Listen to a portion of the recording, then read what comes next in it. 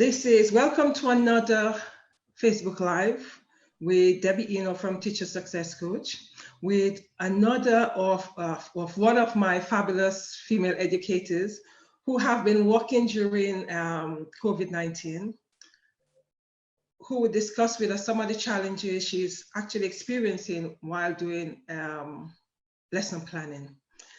I'd like to introduce you to Rachel. Can you introduce yourself and tell us what country you're from, the lessons you teach, the students you teach?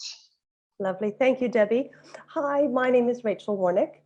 I am a Canadian, but I have the very good fortune now to live in Mauritius, which, if you don't know where that is, it is a small island off the coast of Madagascar, part of Africa, and it is a tropical paradise. I am very lucky to teach a variety of subjects. I started in English as a foreign language or English as another language. And I have grown into delivering communications courses. And I also teach academic skills and professional skills. Okay. Today's session is looking at lesson planning, because lesson planning, as we know it as educators, you either plan it with your team or you plan it by yourself at home, or you plan it in relationship to classroom-based learning, classroom-based teaching, classroom-based whatever. Anyway, it was classroom-based. Now, it's a different thing. We cannot plan it with just classroom-based in mind. We now need to be mindful of online. So Rachel, how different is it to actually do lesson planning in relationship to teaching online? What are the challenges? B, how different did you have to make it? And C, how you've actually done it in order to engage your students? Because one of the challenges we have as educators are engaging the students. Even though we do our lesson plan for the classroom, sometimes we have to abandon it because the students are not really engaged. So we always have to be thinking of engagement, engagement, engagement. Also, are they connecting? Because when they engage, they're learning, right? And they're remembering, and they're able to recall. So, Rachel, how different did you have to make your lesson plan? Well, Debbie, I find it quite different. As you say, we can be very responsive when we're in the classroom face to face with the students. We can, at a moment's notice, shift something, play around with things, go a completely different route if we need to. I find that is more difficult online. Just as a caveat, so I've always taught face-to-face up until April of this year, and April was my first online course. So it was a steep learning curve for me. And you're absolutely right that there's a whole different dynamic that we have to consider. You know, it's not just a simple matter of sitting in front of a camera and learning to use the technology, or learning to manipulate Zoom or whatever platform we're on. There is a whole other set of skills that we need to build, and those don't come overnight. Those, I know all of us out there, we're doing our best and we're learning on the fly, because that's what we do as teachers. But yeah, we've got a big sandwich to eat here. There's a lot to get sorted. Yeah. And how different did you actually make it? For example, you say you teach English, right? Yes, sometimes, yes. Okay, so how, in terms of, because one of the things in terms of English, if I could recall teaching English, you might have to get them to read books. Mm-hmm. So how do you get them to read? Because I know for me, when I actually do reading in the classroom, I want every student to take a part of that book and read it. Yes. And I'm actually, at the same time, I'm stopping and asking them to feedback, to summarize, etc. How do you do that while online? Because sometimes they just disappear. So that is very tricky. I'll just clarify that I teach English as another language, or as a foreign language. So it's not English literature or anything. But of course, we do have readings to do. We do have prep to do, and I think it's there seems the engagement has to be strong enough from the experience that I've had thus far. The engagement has to be strong enough to um, to ensure that the students come prepared, because that time online is in some ways feels more valuable or more finite than what we have in the classroom. I think because we've disrupted traditional patterns, students are, find it very easy to sort of neglect the homework or their preparations or things. And so, I think my first 1 or 2 lessons, they were signing in, they were coming in to the Zoom class, not entirely prepared. And so I think from my perspective, I think what I really want to do is make sure that the students want to do that prep work. Yes, in a sense, it's homework, but I'm trying to, I tried, and I'm going to try again to make it as interesting to them as possible and as relevant as possible. So, so there's some kind of intrinsic motivation that spurs them on to do that. As you say, we can't, in a classroom, you could have them sit down, right, you've got 15 minutes to read this chapter, and you could walk around and, keep people in line, and you can't really do that when you're online. Mm-hmm. Thank you. You also say that you feel the time online is finite. What do you mean?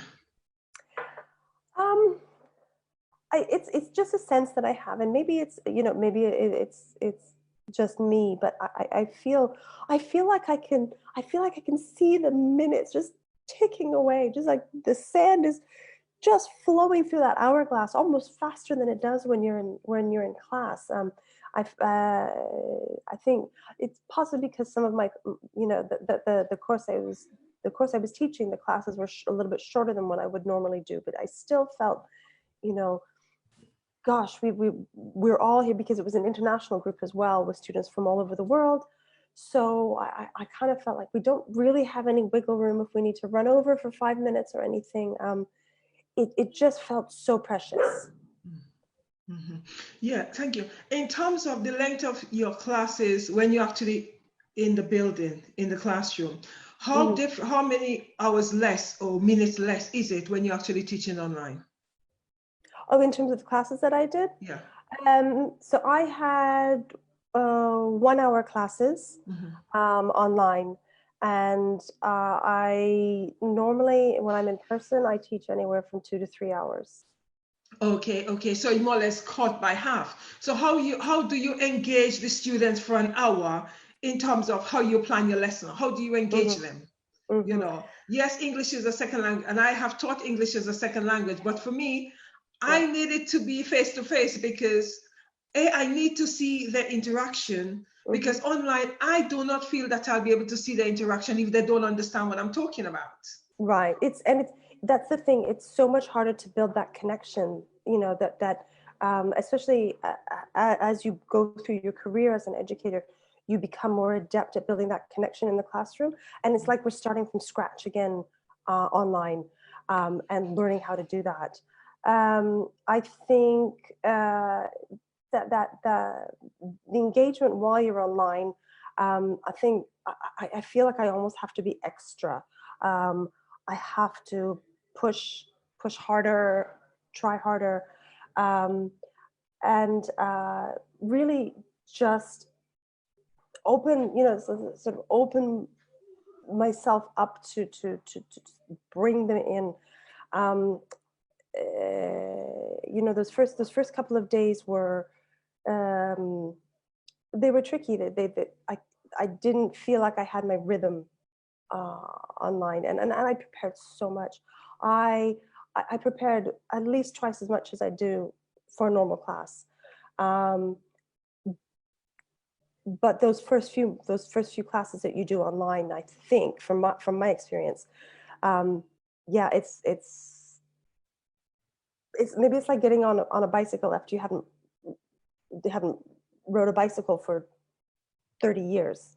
You know how to do it, but it's really slow to start with, you know?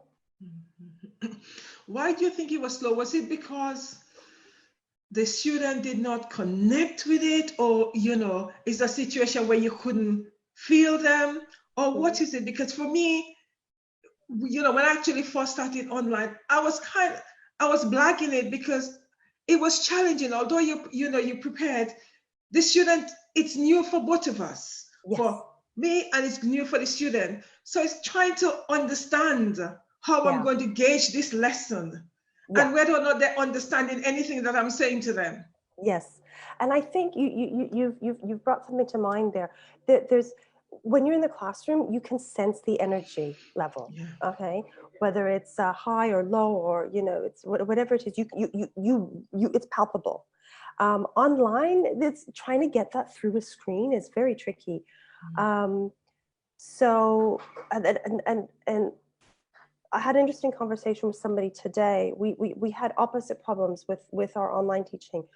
For me, the course that I did, there was all the students were coming in new online. So they'd never met each other. They were from different countries. They were all coming in new. So we were starting, like, we had to start from scratch at building a sense of community. The friend that I was speaking with this morning, he had the opposite. He had been teaching in person throughout the year, and then the students were sent home. And so they had that sense of community, but it was disrupted. And they broke the continuum, and the students actually lost something. And so he had to deal with that loss, whereas I had to create from a void. So you've got, you've got, depends on what your situation is. You have so many dynamics, right? So how did you build that sense of community, bearing in mind that you had all of them, they were new, they did not know each other? How do you build a sense of community from, bearing in mind the English is not the first language, right? Right. So how do you build a sense of community with all these people that don't know each other, and it's online? How do you do that? I know. So I think you just have to work with whatever advantages you can find. And sometimes you really have to go looking for them. But so one of my advantages was that these were a group of international students, and they were all online together from Russia and Italy and Spain and Mexico. And that's kind of new and interesting and novel. And, let's play on that. Let's get going and build some connections on, what are the similarities between us all? And then, like, once we have those, okay, so what's different in your country, and how does that compare to what I know is normal? And so I thought that was something that I felt was, something that I could play on. Another thing was the fact that I was part of a very exciting program that is very, very interactive and very team oriented. And so the framework that was designed for us and the activities that we implemented around that was very much collaborative, very cooperative. So getting the students working on things together as soon as possible, instead of just sitting listening to me for 60 minutes, getting them into breakout rooms, getting them to produce something quickly in 10 minutes and come back and report on it, getting them to debate something, so I think that was critical for me, getting dialogue happening between them. And once that starts to happen, then I find it's easier to get their dialogue with me going. What about you? I mean, that's one of the things. As soon as we get the students to actually start connecting with each other, it becomes easier for us as educators, because we're thinking, okay, now they start gelling together. So, you're just able to put your input on general, which, for me, I find it easy. I must say, teaching online is a challenge, a real challenge. Even in terms of planning, because this week I've got to deliver a lesson to a group in India. And one of my thing is, I'm thinking, oh my goodness, in terms of the interaction, it's something we have to get used to as educators. I know that. but it is still very challenging because you are seeing the faces, but I feel as if I am not connecting as I would when I'm in the classroom, because you actually, Yeah. as you rightly say, you are actually feeling the energy. I am imagining feeling the energy. Yes. You see, that's the whole thing. Because in Mhm. order for it to for the whole thing to connect, I have to imagine how the energy would be like with all these Right. people in the room. Yeah, So for sure. that's for me, that's how the connection for me is happening. Because if I just look at it as solely on the screen, all I'm seeing is a very placid screen. Yeah. So it's, for me, it's like an imaginary process I have to go through. Yes. And that, I feel, kind of helped me in relationship to making the connection. But it is not easy. No, no, it's not. It's Eh, not. I mean, I imagine that it gets easier. I will probably be doing another program this summer, a couple of more programs this summer.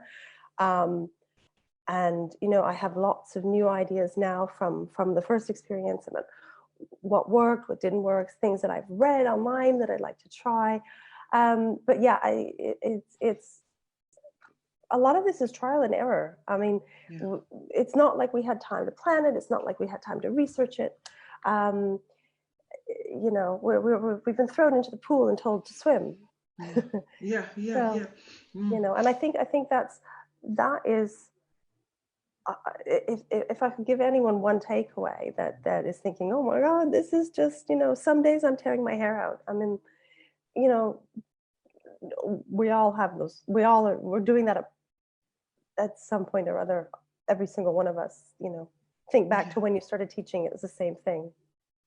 That's a good point, actually.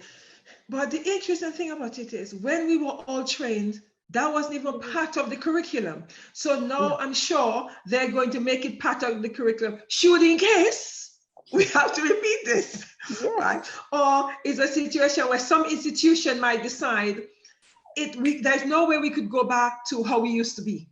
I Hmm. strongly feel that it's going to be a blended learning process, Yeah.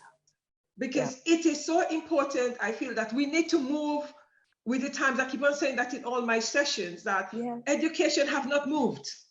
Every industry have moved in terms of technology. Yes, we have moved in terms of, we actually using smart boards, we actually using, the computer with the smart board, but we're not teaching online. Yeah. We now have been thrown in there and said, get on with it. Yeah. As you rightly say, it's either sink or swim, and we couldn't sink, we had to swim, No. right? No. But you And make a some of really us are paddling. listen. Whatever keeps your head above water. All right. That's the Exactly. goal. That's Yeah, the I think primary goal. I think that's it. We're actually paddling and keeping our head above water. And Yeah. as you say, when you've actually done the first lot, you finish and say, oh God. It's like a weight off your shoulder because you've done the first lesson, but you're Yeah. forgetting you have many more to go, right? Yeah. Oh yeah. And for me, in terms of the lesson planning, it had to be so different in terms of, would they connect? Okay, I had a lesson yesterday. Did they connect? How well Hmm. did they connect? Yeah. And it's trying to read the body language Hmm. in terms of connection. Yeah. And sometimes the student body language is blank. You cannot read anything. I know. I know. You, Because and that's what you're I only found getting very, very half of it. challenging. Well, you're only getting half of it, aren't you? Like here, we have Head and Shoulders. That's it. Yeah. You know, um, you can see, as you know, so much of our communication, they're silent signals coming from everything. Yeah. If a student, right now, I'm sitting here drumming my fingers on the table, which just because I'm illustrating something, not because I'm bored. But if a student did that in a class, there's a signal that you see, but online you can't see that. Or there's a thousand things. Or maybe if we're on Zoom, we're two people, so the pictures are nice and big. But if you have a class of 20 or more, they're tiny pictures. You can't see the details of the facial expressions, and so we're just losing so much unspoken communication that way. So I think, yeah, it's quite hard, and that's yet another reason why I'm a big fan of breaking out into the smaller groups and then passing around the small groups, because it's almost like, what we do in the classroom. Yeah, yeah, that's the beautiful thing of doing a Zoom session where you could actually have the breakout room and actually have them in, just like you would have them in small groups, group exercise, and then feedback. Yeah. That is a fantastic way to actually do it. It does really work. And I feel that all educators should use that because it makes life easier. Because they come back with whatever they've discussed, and then it comes back into a whole group. So it makes life so much easier for you as the educator, because it means we hope everybody's participating. Yeah. Another question I'm asking you in terms of how easy it is to plan a lesson.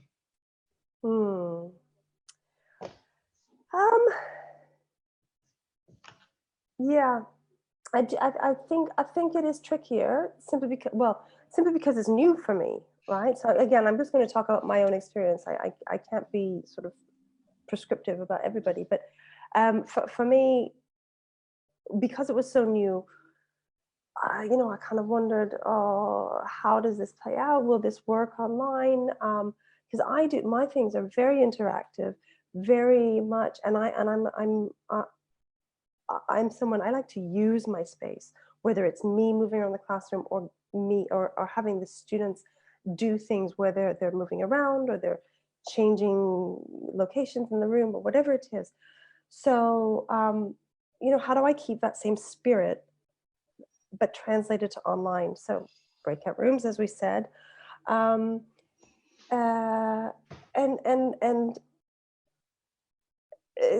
therefore not all of the same activities will work online. Again, like I do a lot of physical, like sort of, I suppose what we call kinesthetic things to help learning in that manner. And yeah, that's gone. That's just impossible.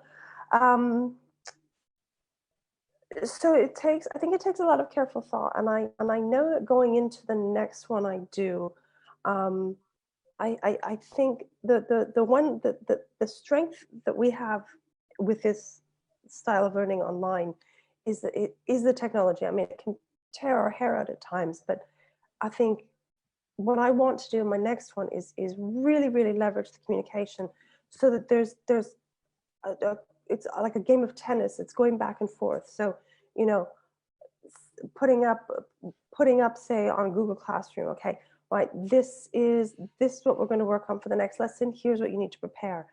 I want to, I want to see it in a Google Doc so that, I can leave comments in real time. And, if you're on there too, then we can exchange something there. I want instant messaging. I want to do video chats. Do you know what I mean? I want to build a lot of that in so that I'm not just a face on a screen. And I think getting past that hurdle will really address the issue that you so rightly raised, Debbie, on engagement and and community. Yeah, thank you. Sorry, I've strayed from lesson planning, but no, that's fine. That's also, yeah, well, that's also part of the planning process. Concepts I want to embed in my lesson planning, if that makes sense. Right. So those were things that you have not used. Those are things you actually learned from your previous lessons, right? Yes. They're ideas that have come to me because of the questions that arose in my mind, and because of the challenges that I had. Right. Yeah. You see, for me, in terms of the planning, I find that I have to plan totally different, because I have to plan as if in terms of me talking to them online, because as you rightly say, in the classroom, I use my space. I own my classroom, right? I use every part of the classroom. I own it, the students own it. So therefore, they have to get up, to move around, to change in groups, to walk in different groups, come back, feedback. And even though when they actually go into the breakout room, something I actually embed in my mind is, okay, I've got this set going into this breakout room. I also, when I write it down, I thought, okay, I need to get this other set going into this, So try to get them all to work in different groups all the time. But it is very, very tiring. It is. Because when they come back in terms of the feedback, did everybody participate? But they're not going to tell you who participated, who haven't participated. So you really don't know. Whereas when you're in the classroom, you know the quiet ones, so therefore you would shift them. Exactly, you can see them, right? But in the breakout room, although you're popping into breakout room to see, but you're looking and think, okay, there seems to be all engaging, but you really don't know because you have the others to go and have a look at. Whereas in the classroom, you could see them all. Yeah, in the classroom, you can use the eyes that we have in the back of our heads, right? Exactly. And those don't work online. That's it. That's the challenge. Yeah. So in terms of planning the lesson, it's like planning in terms of, okay, constantly having a visual picture. Yeah. When planning the lesson. That's what I find, that I constantly have to have a visual picture and say, okay, if this doesn't work, I need to have something else ready to put in place. But it is challenging. Yeah. So I think those points that you make there, Debbie, they're I think they're very critical. And so for me, one of the things that comes to mind about that is that creating lessons that rely less on supervision. I think, as we discussed earlier, engagement, making sure the students are engaged with the activity, with the material, so that there's a reason for them to continue doing it even when you're not looking.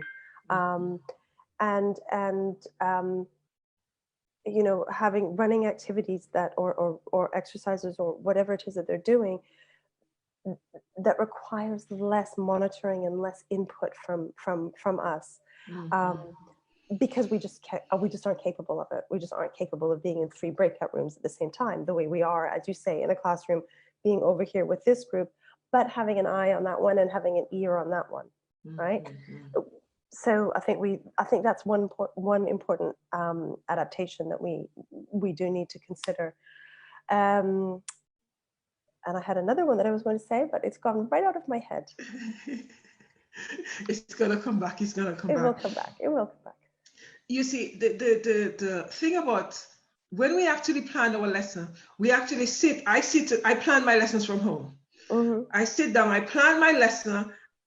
My lesson have to have a lot of activities because I teach health studies, I teach psychology, I teach sociology.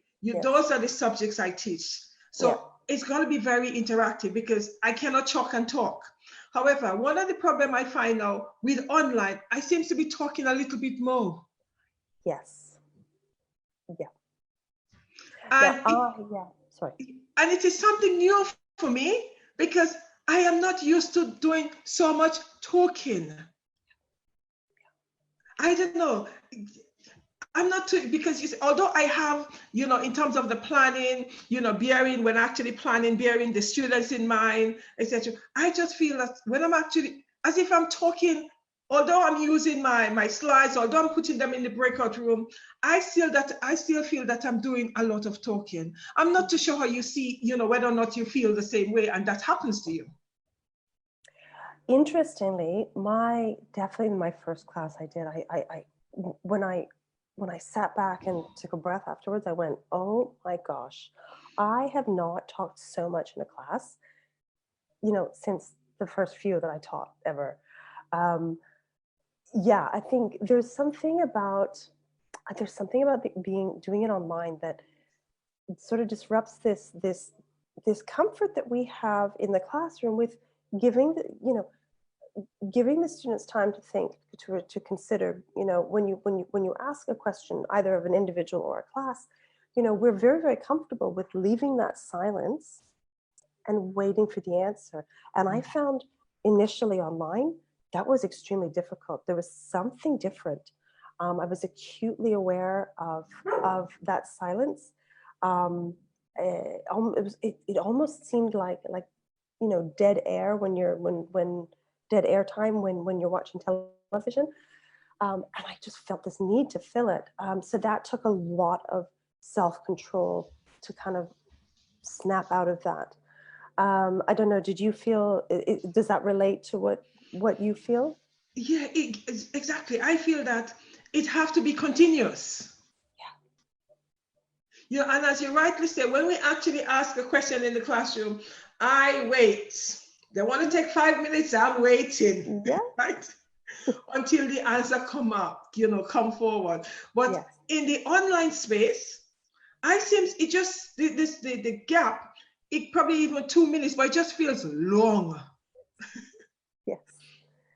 Yeah, definitely. So I think yeah, that for me, that was a big shift. I didn't realize at the first class, until the end of the first class. And then it kind of hit me and I thought, wow, I really have to work on this.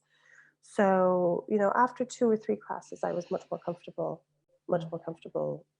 just leaving that silence there as I do in class, as I do in the physical classroom. Um, yeah, I think it's because in the physical classroom, maybe again, we feel the energy, we have direct eyes on everyone. Um, here you're looking through a screen, and it's very hard to tell is somebody confused, is somebody bored, is somebody distracted, is somebody worried, is somebody sick. You like it's harder to tell, Mhm. Yeah, I also feel that in terms of on the online classroom, we just have to start feeling comfortable with the silence. That's what I know I need to start owning the comfort with the silence. Yeah. In the same way in the physical classroom, you have the comfort with the silence. You just allow them, you just wait. You ask a question and you just wait for the answer to come to you, or you prompt the student. That's something I need to start owning on the online space, because I just feel that as if the silence just seems to be prolonged. Yeah. It could only be probably a minute or half, but it just seems to be prolonged. So much And I longer. think it's the fact that I'm not used to that, Mhm. that the silence, as you say, it just feels stale. It just doesn't feel natural. I think that's the problem. Because it doesn't feel natural, as educators, we feel we need to feel it. Right. That's a sort of natural human instinct, right? Yeah. So, and maybe it's because, and I'll keep coming back to this,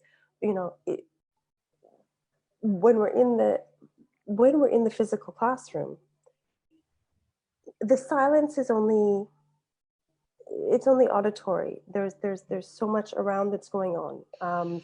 Whereas online, that silence, it feels tangible. That silence feels much more tangible, and it can feel like a wall or a blockage, in a way that maybe in a classroom I might describe it as a kind of empty space waiting to be filled. Online, I feel like it's a barrier that needs to be overcome. Mm-hmm. What do you think? Yeah, that's the point actually. It's maybe that's the reason why I feel that I need to feel it. Because in the classroom, when you ask a question, the student, and you're waiting and you say, I'm still waiting, you are able to prompt them. And then you change the question the other way, you rephrase the question to see whether or not they understand it this way. But even though you rephrase the question in the online space, I still seem to meet with the silence sometimes.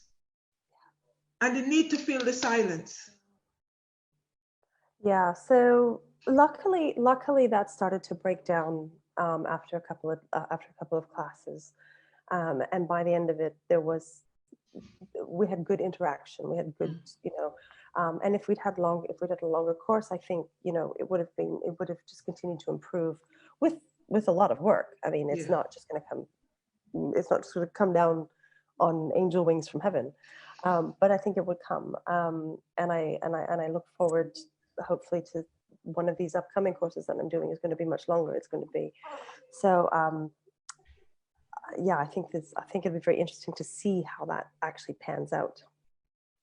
Yeah, it's interesting because after the first 2-3 lessons, I beginning to feel more comfortable with the silence. Yeah. Because remind myself, okay, when you're in the classroom and the silence arises, you just ignore the silence and just carry on. Pretend is the same thing. Yep. That's the challenge with online. It's like pretending. You have to have a fantastic imagination. Definitely. And I think it's interesting, you reminded me of something else that I noticed in my online course as well. In a physical classroom, when you throw a question out to the class,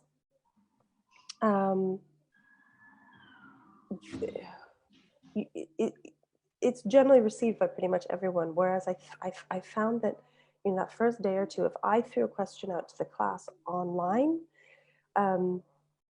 it just kind of hung there and no one picked it up. I mean, it was like it was bouncing off an invisible shield.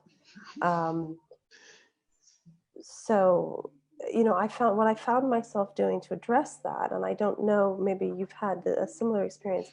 I relied a lot more on launching the question. Definitely sort of, hey, I'm giving you 30 seconds to think of an answer, to think of a response, whatever, or think about your ideas. And then I would call on people.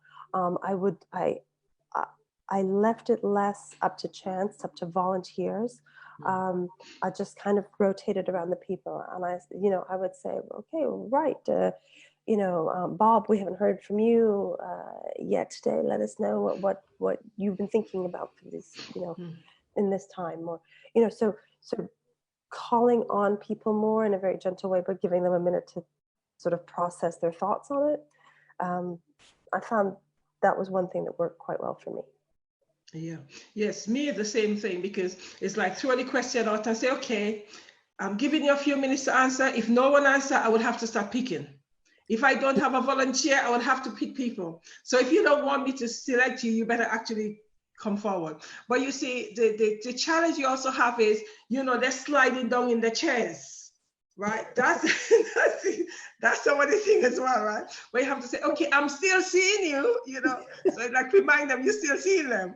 Yeah. So it's those are some of the challenges that actually come across. Yeah. Some of the students my group no longer come forward. You have to actually pick somebody. You have to select, and say, okay, you have the answer. Normally you would be okay. So just tell us. Yeah. So it's kind of encouraging them to speak. Definitely. It's, I must say, it's a fantastic learning curve. It's fantastic because I love it. However, there are a number of challenges which we, as educators, we need to find some of the ways to overcome it, because we just can't overcome it just like that. And then sometimes I would be sitting and visualizing, okay, how could I change this? How could I use it differently? So as an educator, your mind is constantly going with this online situation, because you need to see, okay, how can I do this differently? Because yesterday that didn't work too well. So I need to see how I could actually make this work today. Yeah. It's constant. Although it is fun, although it is new, although it is innovative, because we have to be innovators. Yes. You're constantly still thinking on your feet, because the student groups are so different. Definitely. And I think that what you're saying there is, it's a very important point. Like, we're in a profession where we naturally do a lot of reflection on, on what we've done, how things went, etc.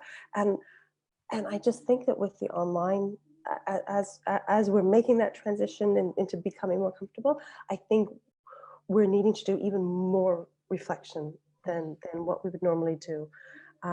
Because it's so new, and really, whereas after a normal class, I might sort of have a couple minutes thinking, oh yeah, well that was, so overall, what did you think, and maybe jot down a few notes. Whereas after the classes in this first online course that I did, I very purposefully sat down, made a lot of notes, and thought about, like, what am I looking for? What am I trying to address in my next lesson? And then what will I focus on for my reflections for the next lesson? Like, what do I want to be aware of? What do I want to be tracking, what do I want to be adjusting, so it was like we turned up the volume on reflection.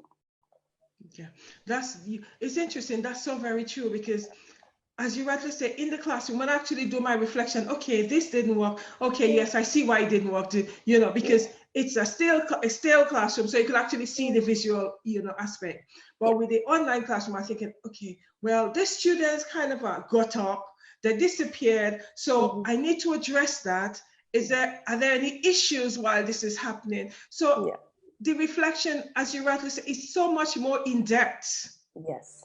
Because you then have to find answers for every aspect of what didn't go right.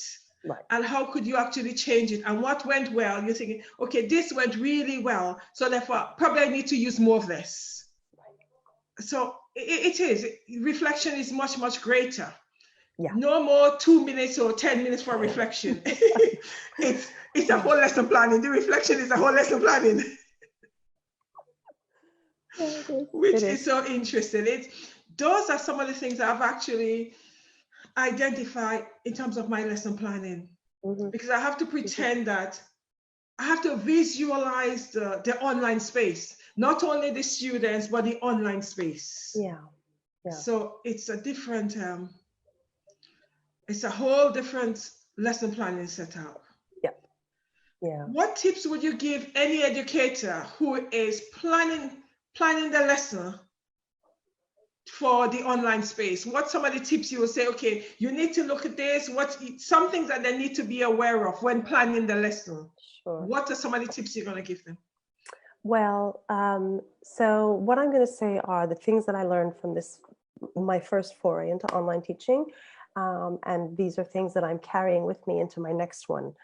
So they're ones that I'm going to be implementing as well.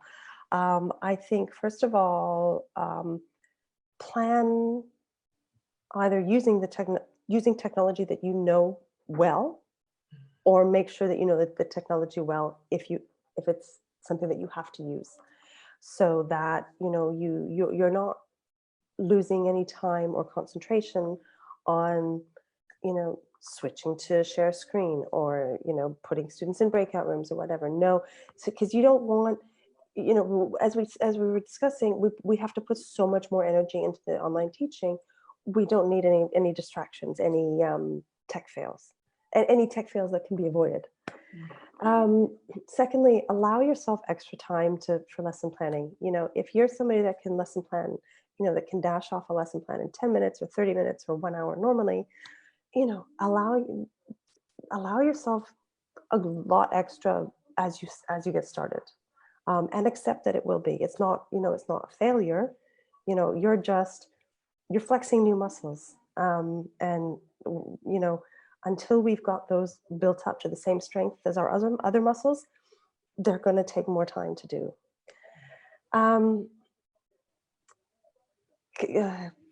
As we discussed, I mean, these are all things I think we've probably touched on in here. Communication. I think the more communication that you can encourage, the more successful it will be to build that sense of community, even through screens. Excuse me. And that would be communication from you to the students as a group, you to students individually, and the students amongst themselves. Pardon me. Since they're not sharing a physical space, I personally want to next time make sure that we're very, very focused on lots of peer learning, peer interactions, teamwork, collaborative activities, things like that. So that even, like, for example, because we were saying that the online time is so precious, so that when they're preparing or when they're creating, doing a project or an assignment or whatever it is, they're getting some sense of that community when they log into their Google Hangouts with the rest of their group, or when they, when they're exchanging WhatsApp messages about, well, I've done this, and well, actually, I understood it this way. So that's communication. And the last one that again has slipped my mind, just no, it's gone. It's just hovering right here and I can't touch it. It's gonna come back. It will, One of the as soon as we're things. finished. Sorry, As soon as we're finished, I'll remember. you're gonna remember. One of the, just adding on to what Rachel said in terms of planning the lesson. Not only think of the students when you're planning the lesson as we normally do. We do think of our classroom because we know our classroom, but also think in terms of the online space. Also think in terms of the possibility of the students getting up and disappearing. Because when they're in the classroom, I say, Miss, can I go to the toilet? Not yet. Let me just finish my sentence and then you leave, right? Or you've just had break. I'm sure you could hold it for a little while. Whereas in the online space, we don't even know. We just look up and they're gone. So when you're actually planning your lesson, you need to be mindful of that. The possibility of, how many students you get in, you're going to decide to put them in the breakout room. However, there might be one student who disappear and don't come back. So and then those blames are the technology. things. Sorry? And then blames technology. Exactly. I say, I couldn't hear you, I couldn't see you. That's very true, because that's a pattern with them. So those are the things you need to be mindful when you're actually planning the lesson, because you're planning the lesson in a very different space. Yes. From how you would normally plan your lesson. Because when I'm sitting at my table planning my lesson, I plan my lesson with, okay, this is what I know, that I'll have X amount of students. I know, well, I could divide them into X group. These are what I know. But on the online space, we don't know anything. Because we might have, out of 20 students, we might have 15 of them appear to be regular, but when we actually give them a different topic, we realize that they start disappearing and say, oh, what they couldn't hear us. They send you an email and say, oh, yes, I got cut off. I'm thinking, really? Did you? The topic you didn't like. So those are the things we need to be aware of when we're actually planning the lesson, because it's a different situation altogether. Yes. So we need to plan with the student in mind and the possibility of them disappearing. How are you going to address that? What are you going to do? And that takes us back to one of the things that we were talking about earlier that you raised, is engagement. And I think lessons have to be, even more engaging now, even more relevant to students now, even more interesting and exciting to hold their attention, to keep that bum on that seat, because unlike in the physical classroom, they can just get up and walk away, or they can lose their connection. They can, oh, the Wi-Fi dropped. And so planning with that in mind, wherever we have the flexibility, and, unfortunately, not everyone has that. They have to follow, government curriculums, etc. I'm supremely grateful that a lot of what I do is very free. But within whatever parameters that you have in your own circumstances, adapt that curriculum in whatever way you can to really, really just connect with those kids and make it something that they want to do, or at least something that they don't not want to do. It is true. Even though a lot of us, or some of us, are constrained with the curriculum, you could still be extremely innovative within the curriculum. Right. Yes, my lessons are based on the curriculum, but my lessons are extremely innovative. Nice. You see, you just have to make it relevant to the students and the experience. Yes. It doesn't matter what the curriculum is. As teachers, we have to make it relevant. Yeah. We have to, yes, we are going to follow the curriculum, but at the same time, we need to make sure that when we're actually teaching the student, it is relevant to them. If it's not relevant to them, they will not engage. Nope. Because as we know, when things are connected to us and is relevant to us, we love it. Yep. That's it. So that's what I keep on saying to educators. You need to get the student, make sure when you actually, whatever topic you're teaching, bring it back to them. How does it affect them? How can they actually bring themselves into it? Yeah. Those are the things we need to do. We need to be innovative. Yes. And these are principles, these are commandments for teaching in any way, shape, or form. I just think their importance is particularly highlighted by online teaching. Mm, mm, mm, mm. Yeah. That's very true. That's very true. Yeah. Have you got anything else to say to us, Rachel? Any other tips, any comments, any I, thoughts? I just want to say that, we're, most of us, we are learning in this space. Um, and, uh, if you're having those moments where you're like, God, this is awful, or God, I'm no good at this, or whatever it is, A, remember that you're not alone. B, chances are most of your colleagues are feeling this way. So try to reach out to some of them, and, you know, over a cup of tea or over a glass of wine, just have a moan about it and then work through it together, look for solutions together, support each other. Um, and just know that, like, you've got this, because the foundation, the teaching is the foundation, and we're good at that. So it's just, we're being asked, excuse me, to do it in a different way, but essentially at the core, it's the same thing. So, we're just having to dress it up a bit differently. And so we will get it. Um, and remember the fact that most of us in this situation were asked to make a switch like this, which is never, it that already stacked the odds against us. And for people who are going to be doing this, again, instead of planning to do this again in September, like, look at this now. You've had this incredibly crazy, challenging, at times, mind blowing experience. Once you've had a chance to take a breath, take away what you learned from that, and you can take your time and plan properly for September. Yeah, that's very, very true. We must never ignore the lessons from the previous term or the previous week, whatever, because that would actually could be used for us to build upon. And as you rightly say, even though you're feeling alone, you are not alone. Educators around the world are feeling the same thing. We all have the same moans because it's new. It's tiring, it's new. Some, I've been reading some of the educators, complain. Some people are becoming depressed about it. It's new to us, so we're not used to that.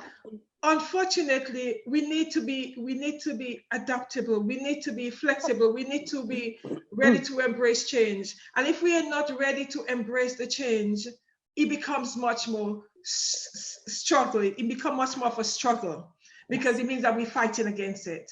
We have no choice than to change with the system we have right now, because this right now is our so-called new normal. So we need to just embrace the change. One of the problem humans have is our mind is so stuck that it doesn't accept for changes. Anytime you're ready to change, the mind is saying to you, but why do you want to move that? Because it feels exactly, the fear step in, because the mind feels comfortable doing what we always do, because it's safe. However, we have no choice than to move. We have to change. So you have to force your mind to move. There's no choice in that. Because the more you hold on to something that is not working, the harder it becomes and the more tiring it becomes. And so this is our opportunity. Sorry. We just have to embrace it. Yeah. And in doing exactly what you've just described, what we're doing is we're modeling all of this behavior for the students, where, they know that it's not easy for us. They can see that, we're struggling sometimes, but they can see that we're struggling through it. And they can see that we're continuing, and they can see that we have, all these things that we're trying to teach them about perseverance and growth mindset and all of this. This is our opportunity to model that for them. That's very true. That's very true. Okay, thank you very, very much, Rachel. Thank you, Debby. Thank you very much, my Facebook space. If any of you would like to participate in this online discussion on education, feel free to message me either on my page or PM me. because I do feel it is so very important that other educators who are working online are aware of the struggle we are all having, or the triumph we all having. Yes. As we, there are struggles, there are also triumph. So we are actually experiencing both of them. We just have to make sure we look at them in perspective, because as much as we could actually see the struggle of online, as I said, there's also the beauty of online, because I'm loving it amid the struggle. And I'm sure other educators are also loving it amid the struggle, because in terms of my technology skills, it have gone up twofold. Because although I use a lot of technology in the classroom, I was not technology savvy. I am not saying that I am now, but I have actually embraced it a lot more, and I feel more comfortable with the technology. I'm no longer not so nervous when I'm actually ready to go online or ready to do all those things, because through doing it regularly, you become accustomed to it, and it breaks down the anxiety. So we have no choice, educators. That's the direction we're moving in. That's the direction the world is moving in. So as educators, we too need to move along. Thank you very much, and have a fantastic evening, morning, night, whatever time you're in. And I look forward to seeing you guys tomorrow. Thanks a lot. Bye-bye.